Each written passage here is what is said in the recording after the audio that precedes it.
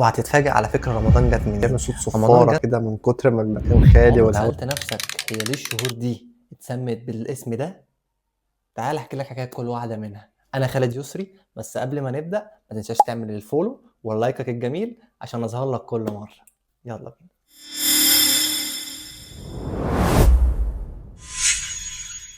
بسم الله توكلنا على الله والصلاة والسلام على سيدنا محمد صلى الله عليه وسلم.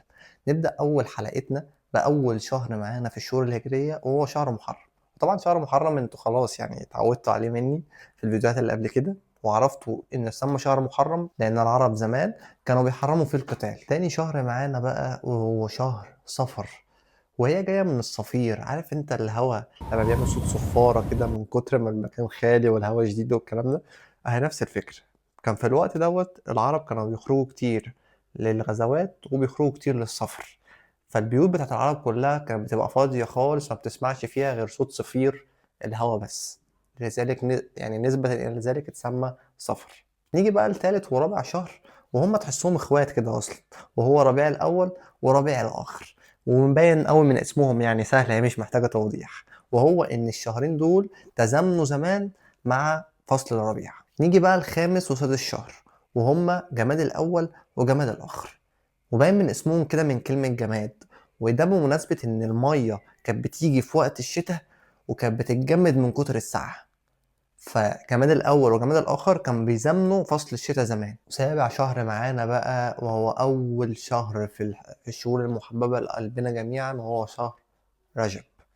شهر رجب، كلمة رجب لوحدها بتدل في المعجم اللغة العربية على العظمة أو التعظيم. تمام. فده إن بيدل إن إن هو أصلا كمان من الشهر الأربعة الحرم، هو ومحرم وذو القعدة وذو الحجة، من الأربع شهور الحرم. لذلك هو برضو من ضمن الشهور اللي كان المسلمين بيحرموا فيه القتال وبيعظموا تحريم. يجي لتامن شهر وهو شهر شعبان، ومن اسمه كده جاي من كلمة التشعب.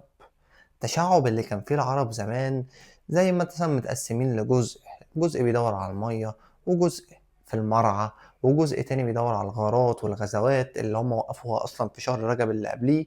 لذلك شعبان جاي من كلمة التشعب اللي كان فيه العرب زمان في الشهر ده بالذات. يجي بقى التاسع شهر وهو شهر البركة والخير والشهر اللي كلنا بنحبه، وهو شهر رمضان. وهتتفاجئ على فكرة رمضان جت منين. رمضان جت من كلمة الرمضاء، وكلمة الرمضاء في المعجم بتشير إلى شديد الحرارة.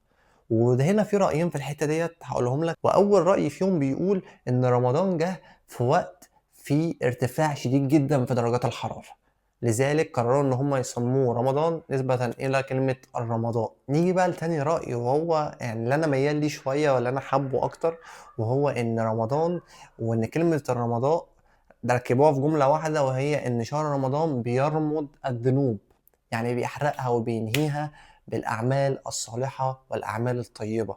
وده أنا شايفه وصف أحلى لشهر رمضان فعلا، يعني وصف فعلا بيوصف الشهر ده يعني لفظيا وفعليا. وعاشر شهر معانا وهو شهر شوال، وللعلم شهر شوال حصل فيه غزوات كتير جدا، منها غزوة أحد وغزوة الطائف وغزوة الخندق وغزوة حنين. بعض الآراء كده بتقول إن هو اتسمى نسبة إلى حاجة اسمها شولان الإبل، ودي حركة كده بيعملوها الإبل لما بيعوزوا إن هم يتزوجوا، مشاها يتزوجوا.